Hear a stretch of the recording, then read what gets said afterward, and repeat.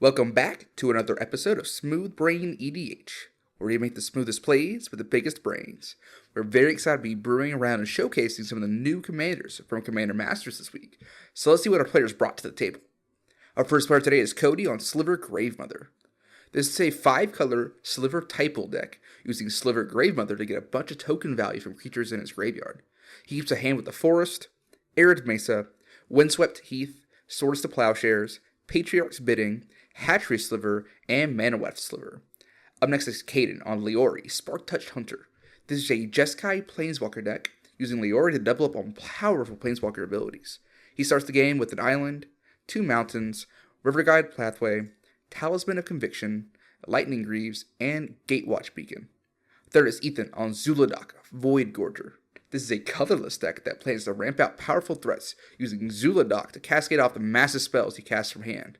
He keeps Eye of Ugin, Sanctum of Ugin, Thespian Stage, Palladium Mirror, Lightning Greaves, Forsaken Monument, and Hedron Crawler. Last up is Chandler on an Anikthea, Hand of Erebos. This is an Abzan enchantment deck, using Anikthea to get back powerful enchantments from his graveyard. Chandler decides to keep a Forest, Overgrown Tomb, Savannah, Nature's Lore, Replenish, Binding the Old Gods, and Ondu Spirit Dancer. We're about to hop right into the game, but before that, go ahead and give us a like, subscribe, and ring the notification bell so you don't miss any of our new content. We post new gameplay videos every week, so you won't want to miss any of it. Big shout out to our patrons. We really appreciate all the support. Link to our Patreon is in the description, as well as the links to the deck lists, our social media, our podcast channel, and our public Discord server. Our channel is partnered with Dragon Shield, so if you're looking to pick up any of their products, use our affiliate link in the description to help out the channel. We also have an affiliate link with Inked Gaming, so check out that link below if you're looking to make any custom playmats. Now, on to the gameplay.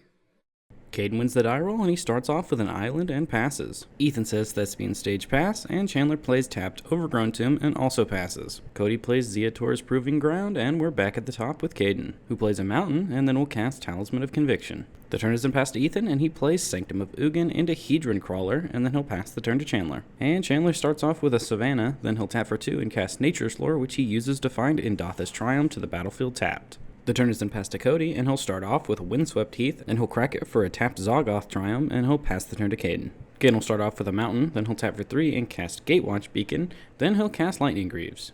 The turn is then passed to Ethan, and he starts off with Eye of Ugin, then he'll tap for 3 and cast Palladium Mirror, then pass the turn to Chandler, who starts off with a Shattered Sanctum, then he taps for 4 and casts Binding of the Old Gods.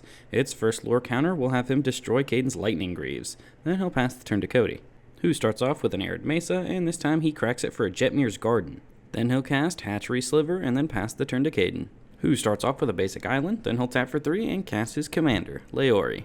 Caden will then cast Whisper Silk Cloak, and then pass the turn to Ethan, who starts off with Field of the Dead, then he'll cast his commander, Zhulodok. He'll then pass the turn to Chandler, whose Saga ticks up, so he finds a tapped Temple Garden to the battlefield, then he'll play a basic Forest, and then cast Arcane Signet. After this, he'll cast Arasta of the Endless Web. Then the turn is passed to Cody, and he'll play a Forest, and then cast Homing Sliver, and then pass the turn to Caden, who starts off with an Interplanar Beacon. After this, he'll move to combat, and hit Ethan for 3 with Leori. He'll then name Narset upon connecting, and then post-combat he'll tap for 3 and cast Narset Parter of Veils. It enters with an extra counter, and Gatewatch Beacon loses a counter, and then he'll downticker to look at the top 4 cards of his library and get a non-land from it twice. First one finds Deploy the Gatewatch, and the second one finds the Chain Veil. The turn is then passed to Ethan, who starts off with Urza's Workshop as land for turn. He'll then cast Void Winnower, and he has 2 Cascade triggers off this. First one hits Calamity of the Titans, but unfortunately, Ethan can't pay the additional cost, so it just stays in exile. The second one will hit Liberator, Urza's Battlethopter. After this, while Void Winnower is still on the stack, Caden decides to cast Semester's End while he still can to exile his commander and Narset, and Chandler also gets a 1/2 Spider. Ethan's spells will then resolve, and then he'll move to combat and hit Caden for 7 commander, and then he passes to Chandler. All of Caden's stuff comes back on end step, and his goodies get extra counters. And Chandler will cast the only odd spell that he has, Aura Shards. After it resolves, Cody will politely ask for priority. Chandler asks why, but Cody promises he'll like it, so Chandler passes priority. Cody will cast Swords to Plowshares, targeting Void Winnower. This will trigger Arasta, which triggers Aura Shards, which Chandler will use to blow up Liberator. Ethan will respond by Not of This Worlding the Swords to Plowshares, which triggers Arasta again, which triggers Aura Shards again, which Chandler will use to kill Palladium Mirror. Oh yeah, and Ethan does have 2 Cascade triggers. His first one will hit Soul Ring, and the second will hit Mightstone and Weakstone. And when he casts it, its ETB trigger will give Arasta -5/-5 till end of turn. And then finally, Not of This World will resolve, countering Swords to Plowshares. So unfortunately, all of Ethan's opponents still can't even. And because of this, Chandler just passes the turn. And Cody will start off by tapping for 3 and casting Necrotic Sliver. The turn is then passed to Caden, who immediately moves to combat and bonks Ethan for 4 commander. Combat trigger names Narset again, and post-combat he'll downtick Narset and get 2 of her triggers. First one finds Soul Ring, and second one finds Path to Exile. After this, Caden will cast Soul Ring, and then he considers pathing Ethan's commander, but Chandler begs him to do Void Winnower. Caden says he will, but in return, Chandler can't target the Chain Veil he's about to cast until the end of Caden's next turn. Chandler agrees, and the deal is struck, so Path to Exile hits Void Winnower, and Ethan finds a waste to the battlefield. Caden will then cast Commander Sphere, then the Chain Veil. And then the turn is passed to Ethan, who starts off by immediately casting Forsaken Monument, and then he drops the One Ring. He gets protection upon ETB, and then he'll tap it to add a counter and draw a card. He'll cast the card he drew, which is Ugin the Ineffable, and he downticks the Ugin to destroy Aura Shards. He'll then cast and equip Lightning Greaves to his commander. Then the turn is passed to Chandler, who starts off by casting Replenish. So he gets Arasta, Aura Shards, and Binding the Old Gods back to the battlefield. Old God's trigger will target Forsaken Monument, destroying it, and then the Aura Shards does see Arasta enter, so he'll also blow up Mightstone and Weakstone. So then Chandler will cast Touch the Spirit Realm and exile Ethan's the One Ring. The turn is then passed to Cody, who starts off by playing the World Tree as land for turn. Then he'll cast and replicate a Mana Weft Sliver. Then the turn is passed to Caden, who immediately casts Deploy the Gatewatch, which triggers Arasta, which triggers Aura Shards, which blows up Whisper Silk Cloak. He only hits 1 Planeswalker off deploy, but it's a very good one in Chandra Hope's Beacon. He declines the Gatewatch Beacon trigger, and then the whole table forgets that Ethan has protection from everything as Caden hits him with Leori for 4 commander and names Chandra off its trigger. And then he'll uptick her to add a total of 4 mana to his mana pool, which he'll immediately use to activate the Chain Veil. And then he activates Chandra again, adding 4 more mana. He'll then activate Narset and find Commodore Guff off the top 4 cards of his library. Then he'll activate Narset again and find Norn's Annex. And then after this, he casts Teferi, who slows the sunset, and he will get the last counter off Gatewatch Beacon. Caden will then uptick Teferi to untap the Chain Veil, a land, and he'll tap down Cody's Necrotic Sliver, and Cody will respond by floating a black mana with it. And then with Caden's floating 4 mana, he will activate the Chain Veil again. And this is when the table realized that he can go infinite here. Since Chandra upticks for 4 mana every time, and then Teferi can untap the Chain Veil and a land, Caden can go infinite here. So Cody will respond to the second activation of the Chain Veil by tapping 2 more slivers, he already had a black in his pool, and then sacrificing his copy of a sliver to destroy the Chain Veil. The ability on the stack will then resolve, and Teferi can activate 2 more times, so he'll uptick Teferi, untapping a Soul Ring and a land, and tapping down Chandler's Arasta. And since Teferi has 1 more activation, and he's at 7 loyalty, Caden will -7 Teferi to get his emblem. His Chandra has another activation, so he'll +1 her, and out of the top 10 cards of his library, the only instant or sorcery is Jessica's Will, which he will cast, and Chandra copies. Most cards in hand is 3, so Caden will get a total of 6 mana, and he exiles the top 6 cards of his library. From among these cards, he'll play a Command Tower as land for turn, and then he'll cast Narset Transcendent from among the cards. And because of the Chain Veil, he's able to plus her 3 times. So on the first one, he looks at the top card of his library, and he can't reveal it and put it to his hand, so he'll just do that 2 more times. Then Caden will pass the turn, and Ethan and Caden will both share an untap and draw a step. And Ethan will start his turn off with an Urza's Power Plant, which makes him a zombie off Field of the Dead. He'll then uptick his Ugin to exile a card and make a 2/2 spirit. Then the turn is passed to Chandler, who's Binding the Old Gods, upticks, and he finds a Bayou to the battlefield tapped.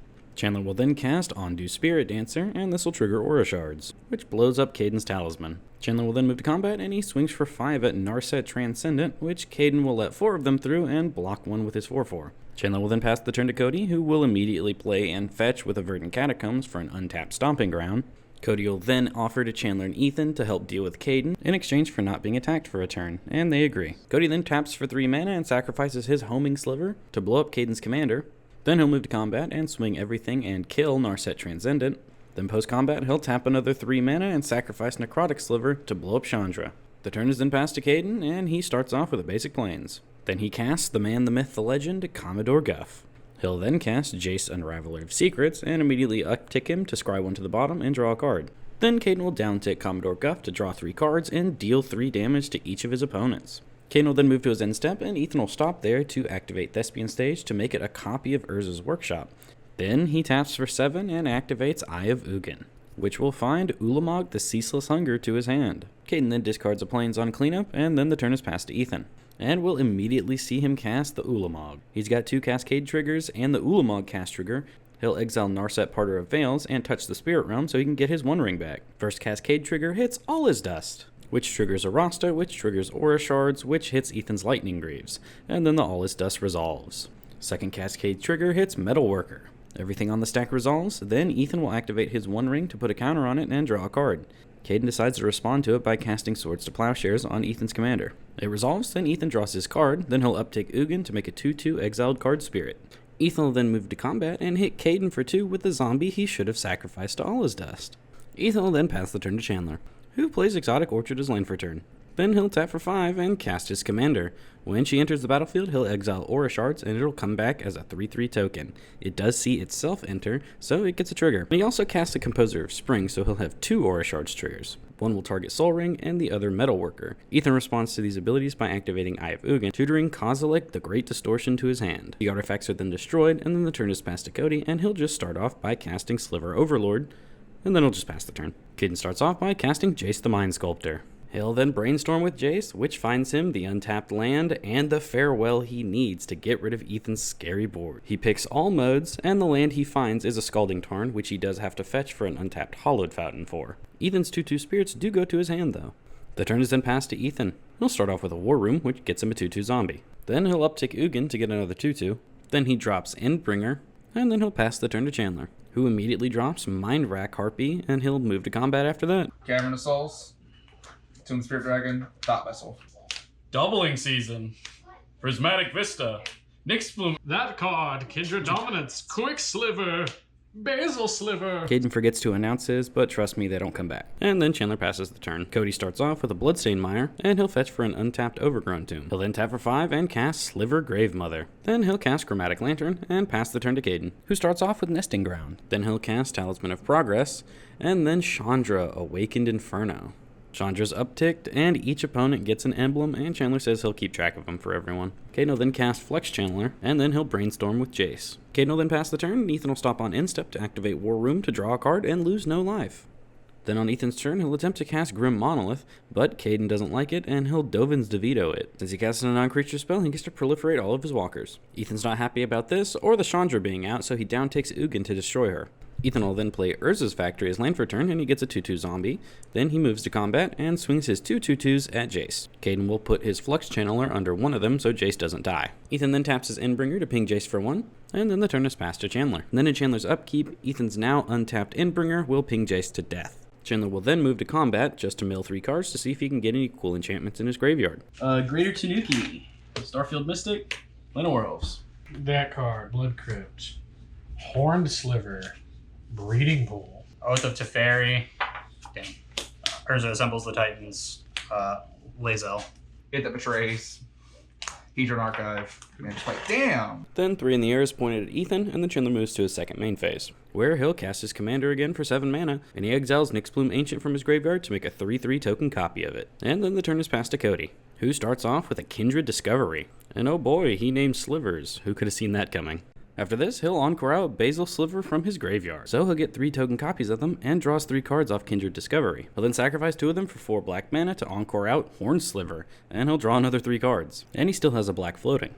Then he'll cast Gemhide Sliver, drawing a card, and he immediately sacrifices it for 2 black mana, and uses that 2 black mana to encore it out, so he'll draw 3 more cards. And with Gemhide Sliver being out, all these copies have haste, so he can tap them for mana too. After this, Cody plays Mana Confluence as land for turn. Then, with the 1 black floating he still has, he'll tap one of his Gemhide Slivers to encore out Quick Sliver. He'll then tap another Sliver for a blue to cast Gale Rider Sliver, which he immediately sacrifices for 2 black, and then encores out for only 1 black. So this is netting him a lot of mana and cards. Cody will then tap 2 of his Gale Rider Slivers for white, and then sacrifice 2 more for 4 black, then one of his Quick Slivers for 2 more black, and cast Legion Loyalty. Caden says, "How dare you, sir," and will actual factual counterspell it. He'll then repeat the process of cast, sacrifice, encore with Virulent Sliver. Then he'll do it again with Sedge Sliver. Then he'll do it with Regal Sliver, which when the first one enters the battlefield, he gains the Monarchy, and then when he encores them, they give everything a total of +9/+9. because each Regal Sliver sees itself enter and the other 2 slivers enter. And this is where the table decides it's about time to pack up, because not only does everything have haste, flying, and +9/+9, but they also have Poisonous 1 3 times. And that's not even close to the end of the slivers Cody has in hand, so the rest of the table sees how lethal this damage is and decides to pack it up. Ladies and gentlemen, I have an announcement. Holy crap, Sliver Gravemother is amazing. That was one hell of an ending from Cody. He had a slow start too, but got lucky because Chandler milled the perfect card into his graveyard. Way to go, Cody. Let us know what you guys thought in the comments down below. Alright, well that's enough of the outro. I gotta go. It is Saturday, and tonight the new One Piece Gear 5 episode comes out, and I'm stupid hype. Gotta go mentally prepare. Have a smooth day.